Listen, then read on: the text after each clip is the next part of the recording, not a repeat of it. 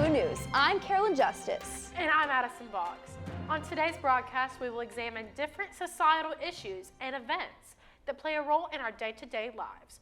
Whether it's public safety, entertainment, or health and wellness, they each affect us in their own unique way. First, we will take a dive into the adjustment in finances due to the recent changes in the economy. Let's get started. Recently, the United States as a whole has been experiencing a worker shortage. From major brand chains like Walmart to even small college campuses, many companies have had issues trying to find workers to help them keep the lights on and give their current workers less of a workload. With more on the subject, we go to Caleb Oakes. In recent years, many people have left their sufficient jobs behind to create more time for their own pleasures while relying on the government to supply their basic living needs. Businesses and restaurants all across the United States have had to fill the void by forcing their loyal workers to work longer and harder than an average employee should work. It's really affected it because a lot of students or other people don't want to work there, and it's so bad that for a lot of the shifts it's just me and the boss that's there. There's a fair number of shifts where it's just the two of us, and a lot of those is when we're breaking down breakfast and getting ready for lunch, which makes it near impossible to be ready by the time it's time for lunch. The labor shortage has left some businesses in shambles, while other businesses have adapted their practices to better suit their employees. They usually ask for feedback from their employees, so we meet with our managers probably once a month or every other month, and we talk about how we're feeling. We are able to talk to employers and tell them what we need to improve, and they actually do listen. We have this system called Luna money. So whenever we do the extra step to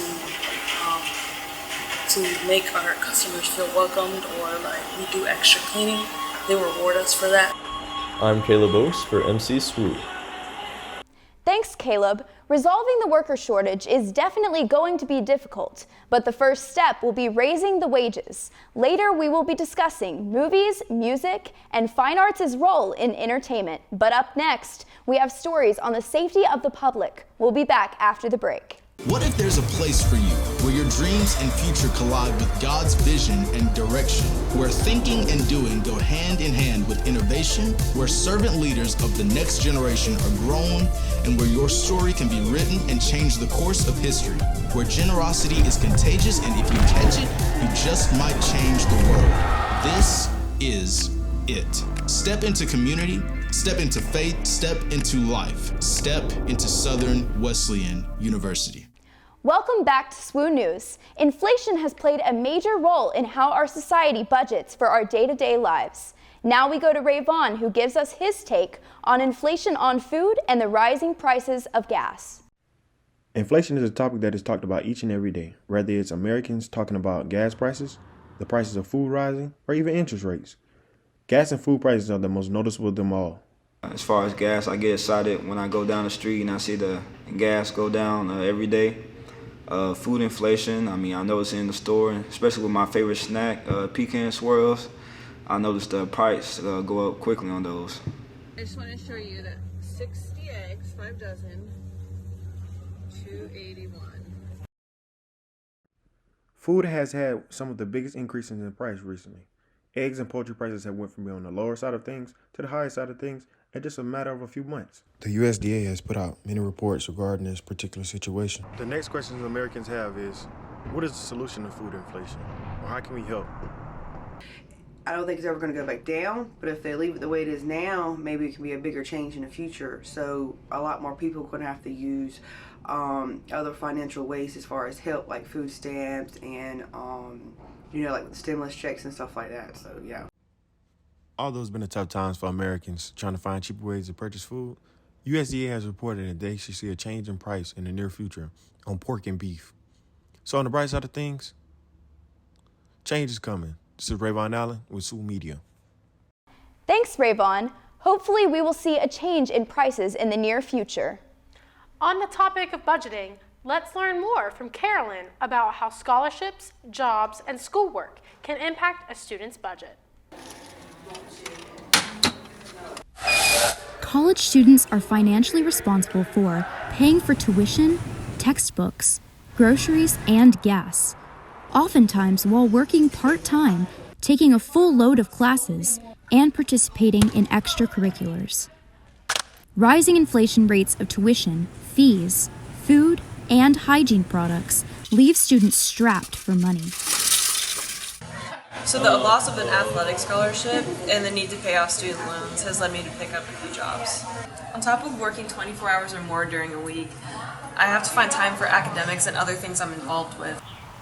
Students that attend local universities, apply for scholarships, live off campus, or have on-campus jobs or work-study positions are generally not as worried about monetary problems. Getting the full ride here at SWU totally opened the door to come here and continue my baseball career and academic career. Not having to pay for tuition certainly makes the future a lot less worrisome. I think paying for tuition would stress me out exponentially. I'd be really overwhelmed with trying to budget for extracurriculars, gas, and even shopping in general. Applying for federal aid to get loans to assist with paying for college may be helpful in the short term, but eventually they have to be paid off. This is Carolin Justus for MC SWU. Thanks, Carolyn. That was really eye-opening to how many monetary problems can be stressors to college students. Later, we will be talking about music, movies, and the fine arts' role in entertainment. But up next, we'll dive into how the public is kept safe. We'll be back after the short break.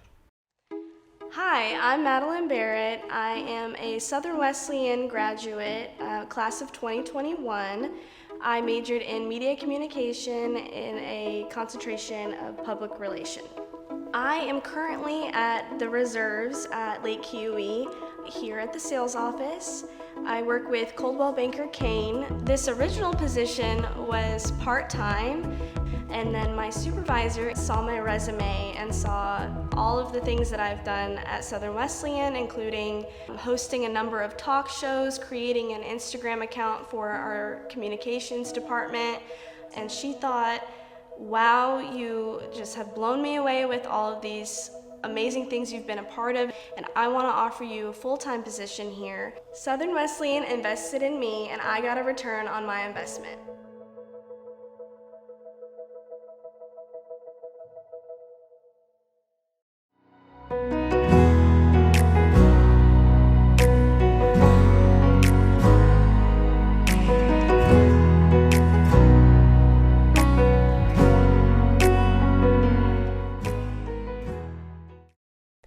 In the U.S., the legal age to drink is 21, and the legal age to vote is 18, and the earliest legal age to get a driver's license is 15. Are we really okay with letting our youth operate a motor vehicle at that young of an age, at a time in their life when they cannot even vote or drink legally? With more on this topic, we have Seth Beebe. As dangerous and even fatal car accidents become more and more common, are careless drivers to blame, or are licensed drivers simply not educated enough? I was a lance corporal of the South Carolina Highway Patrol for 28.5 years.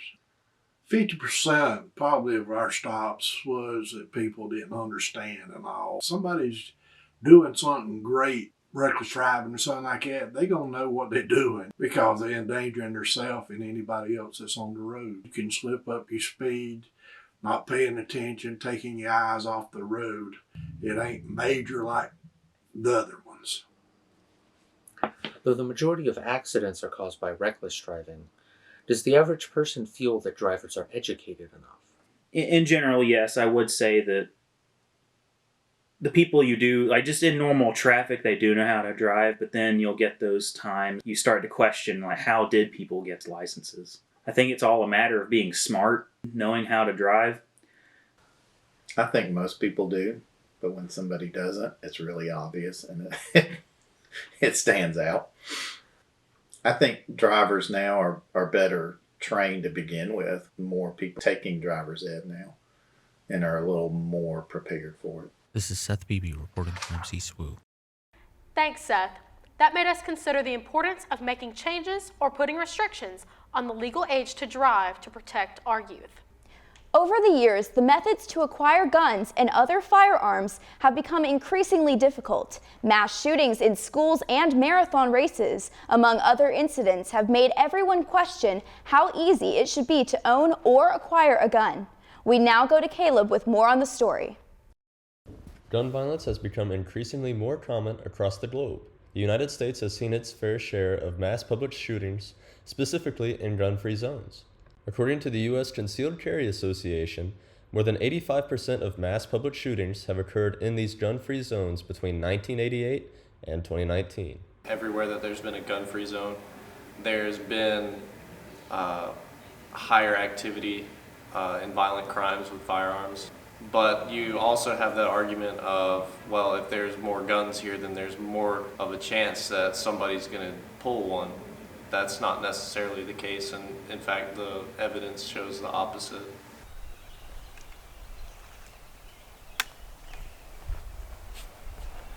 Gun ownership has always been considered a right here in the United States. But has the time come that we've reconsidered this? I think everybody should own a gun, and everybody should teach their kids how to treat it with respect. Because even if you don't have the intention of using it, you never know if you have to. I think just having a basic knowledge whether you own one or not is a disservice to yourself if you don't get it. Basic knowledge is enough to maybe save someone's life or your own life. This is Caleb Oates for MC2. Over the years, streaming services like Netflix, Amazon Prime Video, Disney+, Hulu, and HBO Max have grown tremendously. Because of this, when new movies are released, most people sit on their cozy couch, pop some popcorn, and have a movie night. Due to this, movie theater attendance has been dramatically affected. We'll go to Alan Gilbert with more on the story. Movie theaters are gathering for all ages, but the increasing cost of snacks and tickets are driving people away. Not only have prices of theaters gone up, but streaming services have become much more affordable. One solution is to watch these movies in the comfort of your own home. My dad created this movie theater in our house because he really enjoys having an at-home movie experience. If the movie or the TV show is available on a streaming site, he's definitely going to be watching it in here, saving money on a ticket. And I would say that a lot of younger people use it to their advantage too, because we don't have the money to be spending, especially as college students, on movie tickets. According to an article by the Huntington News, streaming services have gained popularity during the height of COVID-19. Studios would release movies both in theaters and on streaming platforms in an attempt to regain some lost revenue. But now that COVID-19 is less of a concern, are people returning to the theaters? I still go to movie theaters. Some things are exclusive to the movie theaters when they first come out. And I enjoy going with my friends. We just enjoy going, having popcorn, hanging out, watching a good movie together. But it's just more convenient to watch them at home. But I do enjoy still going out, doing like an activity with my friends, and then going to watch a movie. It's more of a social event than anything. While streaming services have become much more popular with people avoiding COVID-19 and just trying to save some money, people still enjoy going out with their friends for a social gathering. I'm Alan Gilbert for MC2. Back to you in the studio. Thank you, Alan. Seeing the change in movie theater attendance just goes to show the chokehold that changing technology has on today's society. On the topic of movies, entertainment of all kinds have grown tremendously over the past decade. Streaming platforms have grown and developed so much that now it is difficult to decide which streaming platform to choose, whether you are watching a movie or listening to music. With more on this topic, we have Lindsay Posey. We all have that one song that never fails to brighten our day, or in some cases, a whole playlist dedicated to these favorites. Whether we be at work, school, or even grocery shopping, music is becoming more and more a part of our daily lives, with the average American listening to almost 4 hours of music every day. But with the power to pull us out of a low place, could the music we choose to listen to also sway us into a negative mindset? I think it just depends on the person, but I would say overall for the majority of people, if you listen to a lot of negative music, it's going to affect your mind and your thoughts and how you think, and that's where all of our actions and our emotions and our feelings come from. Even walking through university campus, we see more students listening to music than not. Some students see music as an outlet and enjoy listening to songs that relate to them even in bad times. I do know some friends who have used music as a coping mechanism, and most of what they listen to is kind of sad music, which doesn't really make sense to me. I would think you would listen to something happier to get you out of that negative space. While music is definitely a significant part of today's culture and how we go about our daily lives, it is important to keep a balance in what we are listening to and singing to ourselves. This is Lindsay Posey with MC2.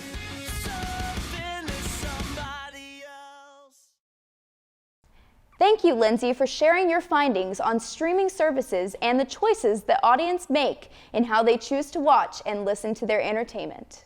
With more on this topic of entertainment, Carolin Justus sheds light on the lack of funding in the fine arts programs for live performances. Fine arts programs are expensive to manage, but are oftentimes the last to receive proper funding. By not providing enough funding for arts programs, students are discouraged or unable to participate. This lack of involvement discourages them from entering a career field related to the arts. A lack of funding for student productions means we can't do larger shows because they take more people to produce with costumes. You have to rent more microphones. Usually you have a larger orchestra and that costs money. Providing sheet music for students, supplying microphones for performers, or purchasing new instruments for the band are all costly but necessary. The fine arts events that I've been a part of that are better funded always end up having better orchestration, better sound systems, much better audience feedback and turnout. So if I had as much scholarship as an athlete would, I would have so much more time to dedicate to just practice time, my coursework, all the performances that I'm required to be at or to perform in as a music major. If schools, universities, and other fine arts organizations create a budget for the arts, apply for grants, and encourage local businesses to support their programs, then overall quality will improve.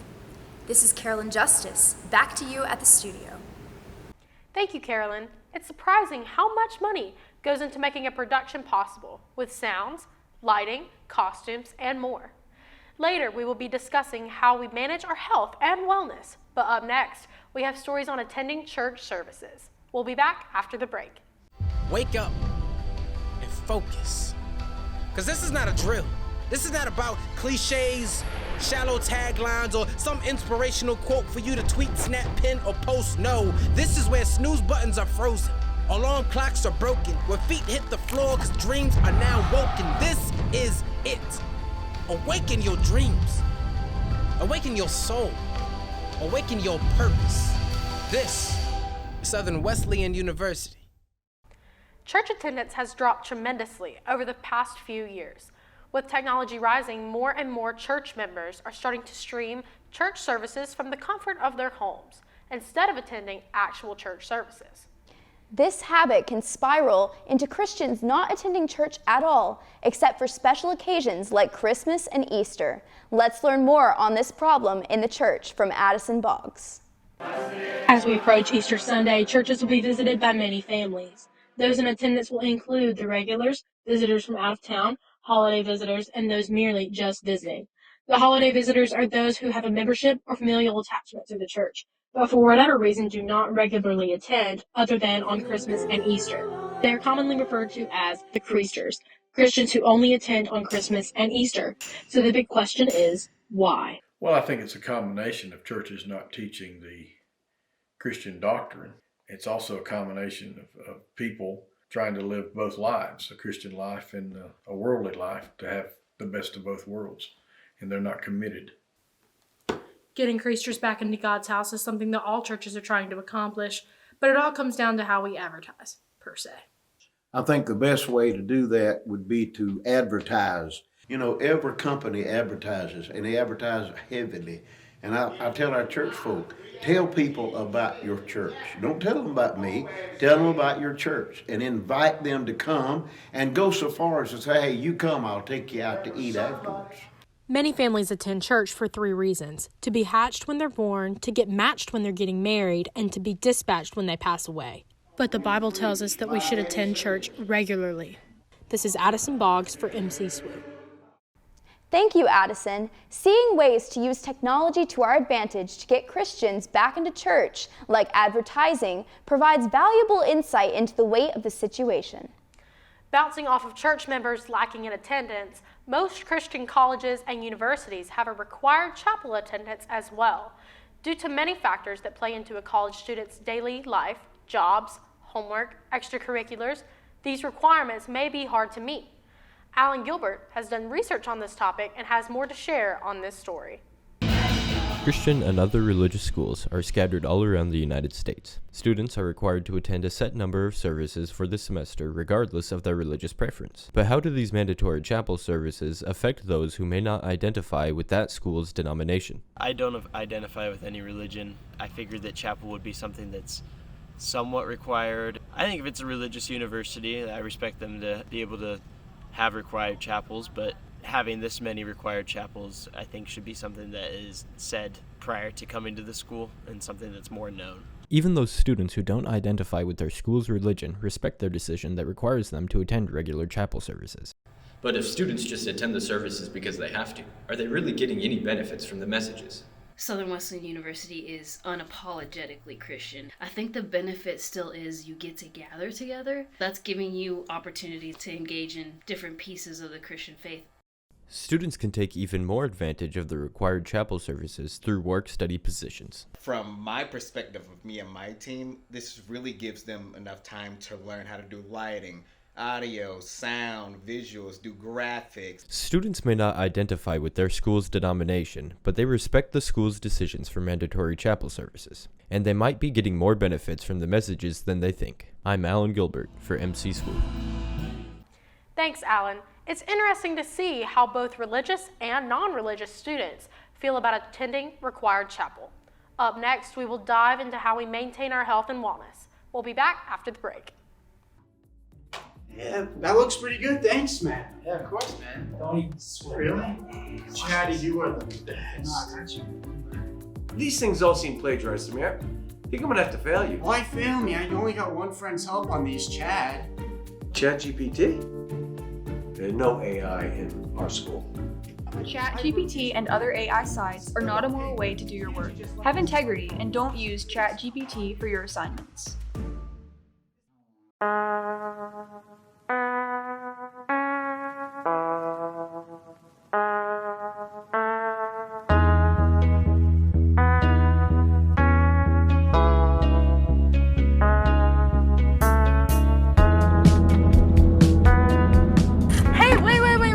Wait. Did you see the red light? What red light? Get up the rail!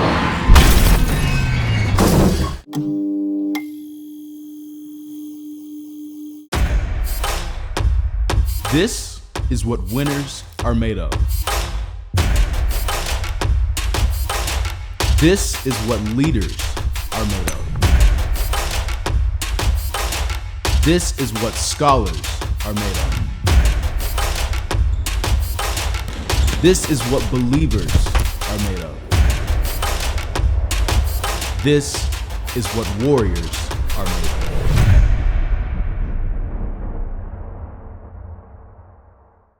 It can be difficult to manage a busy schedule, hard classes, and getting into a good sleep schedule as a college student. Due to this, some students turn to getting service animals to help them cope with the anxiety of it all.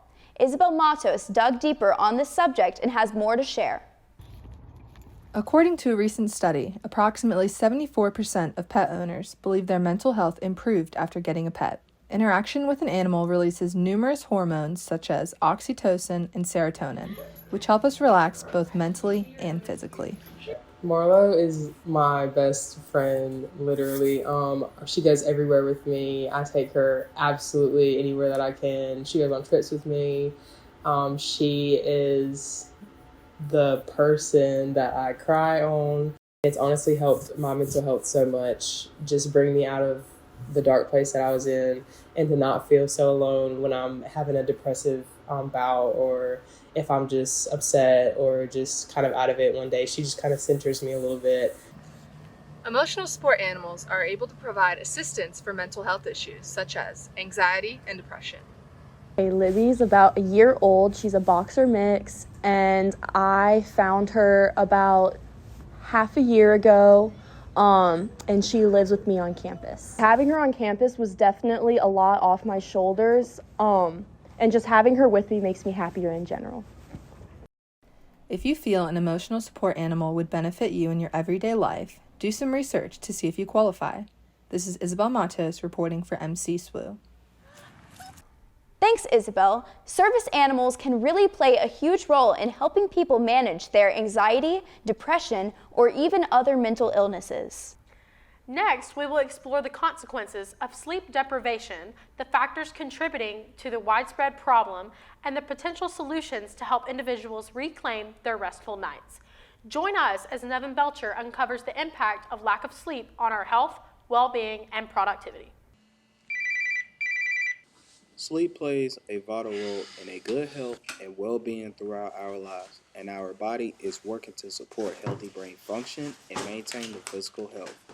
I usually want to get like 7 or 8 hours of sleep, and 1 o'clock, like if I get 7 or 8, I can wake up at like 8 or 9, and so I can like get up, be productive, but at the same time, like I can still do stuff at night and like study and whatnot.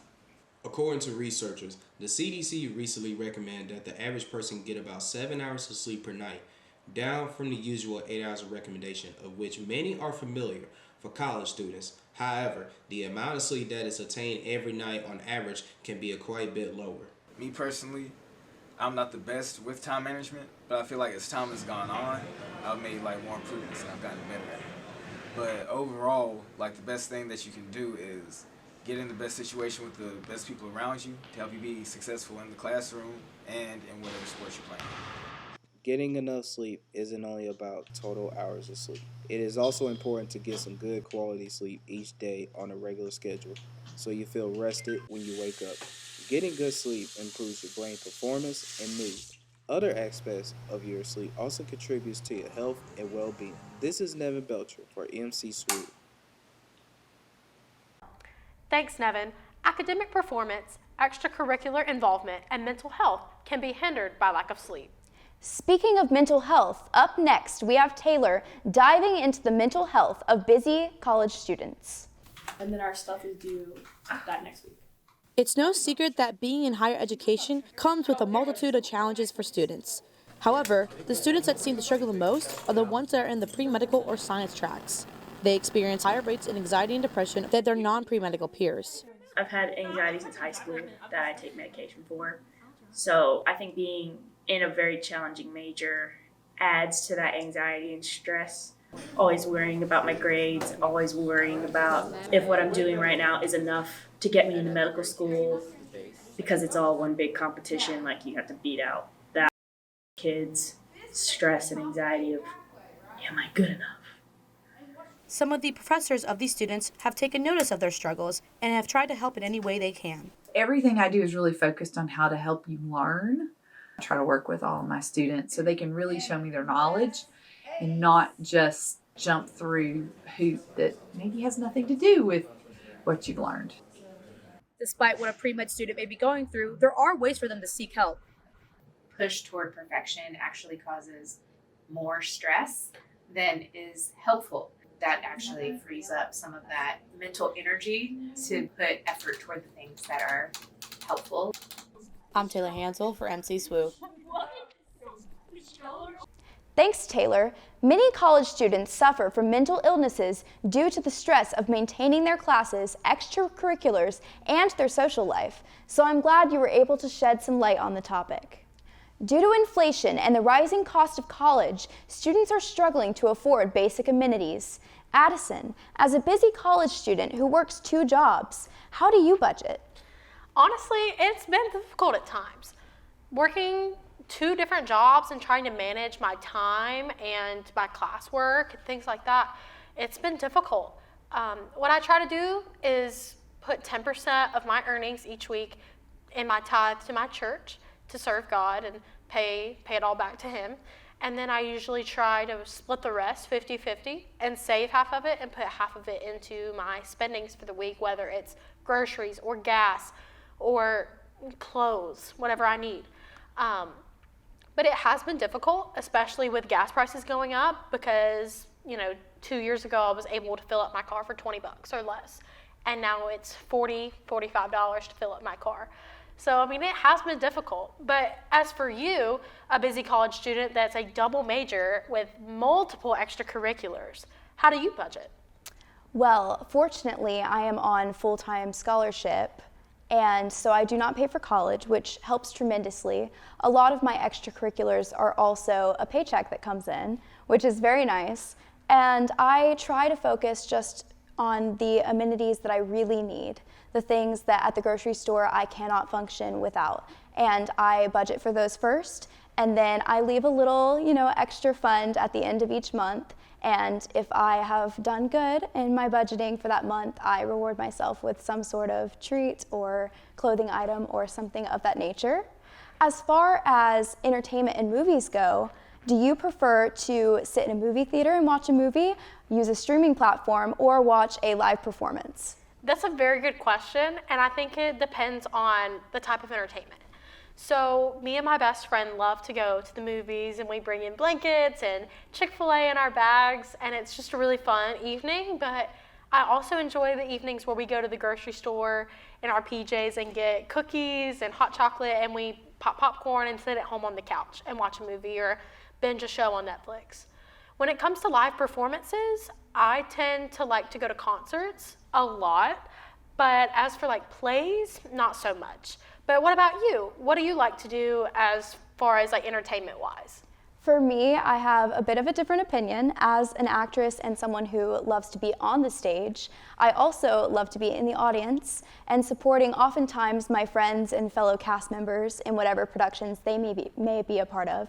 And so I generally love to go to musicals and live performances, of course, but I also appreciate a good movie and a good night in with popcorn and snuggled up on the couch just like you do, as well as streaming platforms. Well, that's all we have today on the subject. Thank you for joining us on SWU News. Stay tuned for next week's show.